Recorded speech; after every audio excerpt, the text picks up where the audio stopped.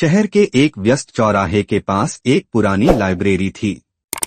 उसके बाहर एक छोटी सी बच्ची अक्सर जमीन पर बैठकर बिखरे हुए अखबार के पन्ने चुनती और पढ़ने की कोशिश करती।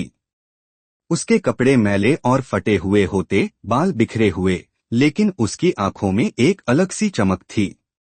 वो बच्ची, जिसका नाम जोया था, रोज कचरा बीनने के बाद शाम को उस लाइब्रेरी के बाहर आकर बैठ जाती। वो अखबारों में छपी तस्वीरों और शब्दों को समझने की कोशिश करती, कुछ शब्द पहचान लेती, बाकी याद रखने की कोशिश करती।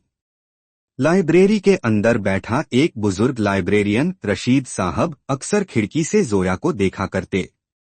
एक दिन वे बाहर आए और नरमी से बोले, किताब पढ़ना चाहती हो? जोया ने शर्माते हुए सिर हिला दिया।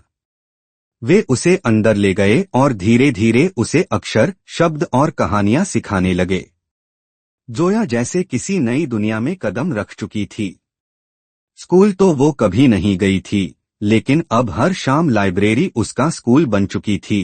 किताबें उसकी सहेलियां थीं और रशीद साहब उसके पहले गुरु।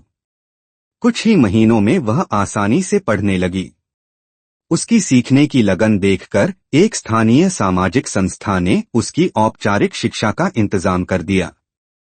साल बीतते गए। जोया ने न सिर्फ स्कूल बल्कि यूनिवर्सिटी में भी शानदार कामयाबी हासिल की। उसने महसूस किया कि शिक्षा सिर्फ अमीरों की जागीर नहीं, बल्कि हर बच्चे का हक है। उसे वो दिन अच्छे से याद थे जब वह किताबों के लिए तरसती थी। इसी जज्बे के साथ पढ़ाई पूरी करने के बाद जोया ने एक ऐसी शैक्षणिक संस्था की नींव रखी जो उन बच्चों के लिए थी जो जोया की तरह सपने तो देखते थे, लेकिन उनके पास अवसर नहीं थे। उसका मिशन था, हर बच्चा पढ़ेगा। उसकी फाउंडेशन ने हजारों गरीब बच्चों को किताबों से जोड़ा और उन्हें वह रोशनी दी जिसकी उन्हें सबसे ज्यादा जरूरत थी। आज वही पुरानी लाइब्रेरी एक खूबसूरत शैक्षणिक केंद्र में बदल चुकी है। उसके दरवाजे पर एक पट्टी लगी है, जोया फाउंडेशन, जहां सपने पढ़ना सीखते हैं।